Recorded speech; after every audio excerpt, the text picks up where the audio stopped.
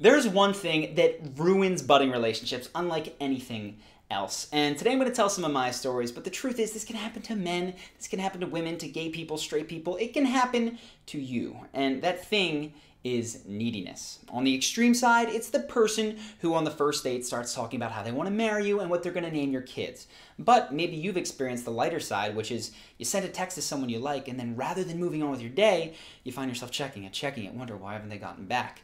Whether it's big or small, neediness can ruin relationships. And that's why I want to talk about 3 of the most common instances that you might be experiencing and how to deal with them. Because quite frankly, this is the one that ruins the relationships that you want the most. So the first thing, and the one that I have personal experience with, is in contacting the person every single day. And I will never forget how I learned this. This was scarred into me. Way back in undergraduate, I was in my 2nd year, and a friend of mine connected me with a girl that I wound up liking. And the story behind it was that this girl actually had a crush on me. So when we were put together, I was like, oh my God, this is gonna be great.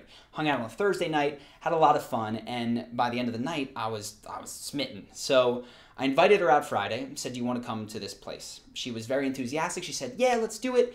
And then whatever her plans fell through, we didn't wind up meeting up. So I said, okay, she likes me. I'm gonna invite her out again Saturday. And so Saturday I said, hey, let's go out. And she said, okay, let me let you know, maybe we can do it. And she never got back to me that night.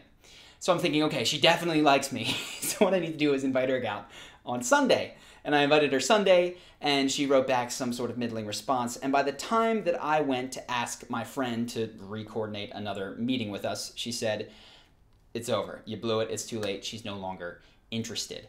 And I tell you this story so that you realize that you often need to create some space in between seeing someone that you really like. Now, you can put an artificial amount of time in there. That is a surface level thing, like saying, okay, I'm going to wait 3 days. People have different rules. But the better truth is to fill your time with things that you like. So especially after you were maybe going to go on a date and it fell through, make sure the next night you do something awesome. Could it be a date with someone else? It could be, if that's the way that you want to go. But maybe it's just something that you love to do, a movie that you like, spending time with friends.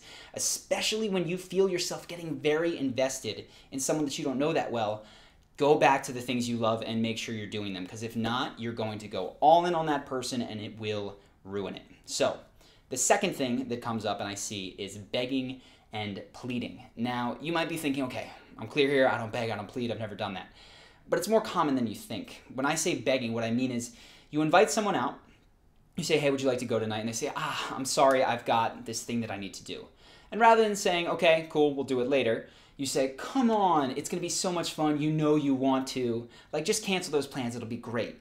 And I've done this, absolutely. I have friends who have done this. But while this seems fun and cheeky, the truth is you're putting them in a position where they are guaranteed basically to like you less. This is not cute because what it forces them to do is to say no to you. And the way that our brains work is when we find ourselves saying no, no, no to someone, even if we like them, part of us goes, okay, why am I saying no to them? I must not be interested.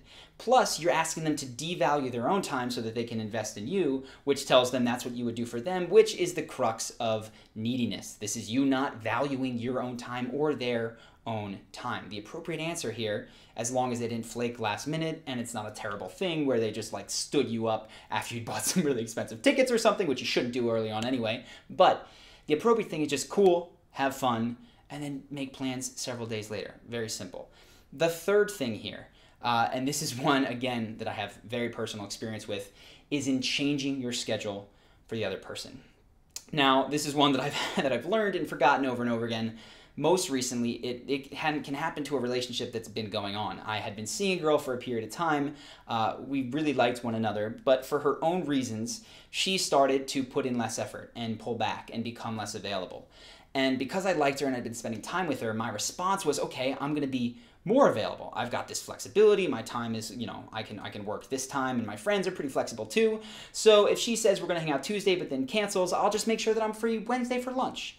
And that went on, and as that happened, she became less and less available. It was more and more work for me to actually get her out.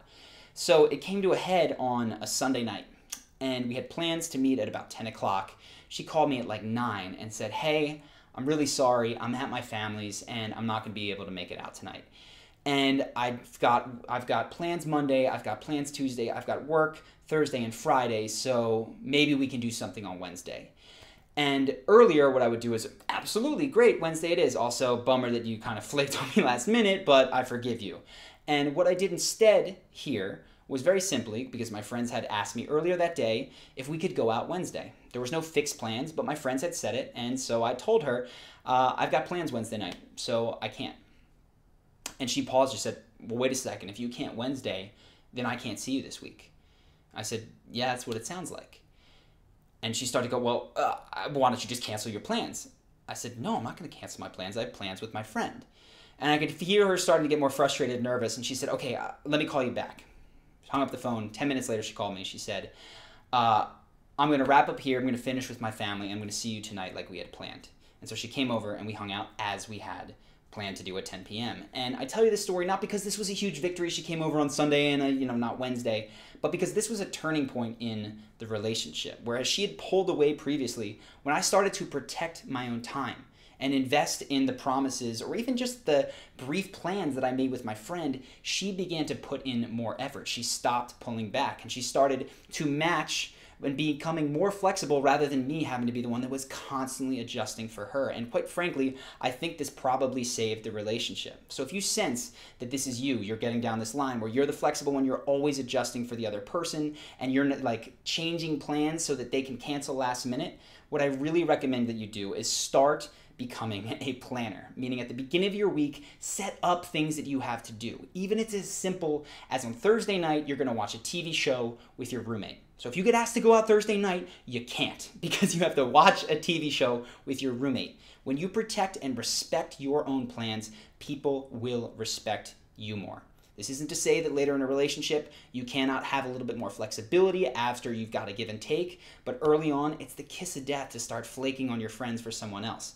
And in fact, one of the best things you can do here is, if it is a more open and inclusive event, like it's a TV show with your friend and it's not some secret powwow, you can say, Thursday, I'm actually watching TV with my friend, we're gonna watch a show, but if you're interested, you're welcome to come hang out with us. That shows the person that you are inclusive, that you do value your friends and your plans. So I hope that those three things help. But beyond this, neediness goes more than the surface level, which is what we've covered. Where neediness comes from is not feeling like you have options, like feeling like that person is your best chance at being happy. And the real way to combat that, which takes effort and time, is to create options in your life.